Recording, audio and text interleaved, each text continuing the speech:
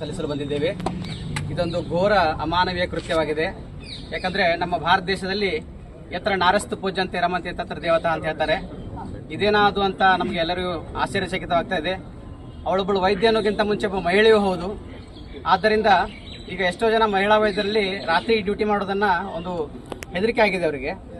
ಎಷ್ಟೋ ಸರಿ ನಮ್ಗೆ ಅನ್ಸುತ್ತೆ ಆ ದೇವರ ಒಂದು ರಚನೆಯಲ್ಲಿ ಮಾನವನಿಗಿಂತ ಎಷ್ಟು ಮೃಗಗಳು ವಾಸಿ ಅಂತ ಹೇಳಿ ಅಂತ ಒಂದು ಘೋರ ಕೃತ್ಯ ನಡೆದಿದೆ.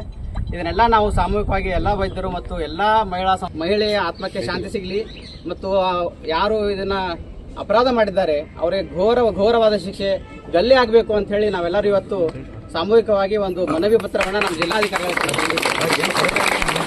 ಬರ್ರಿ ಮುಂದೆ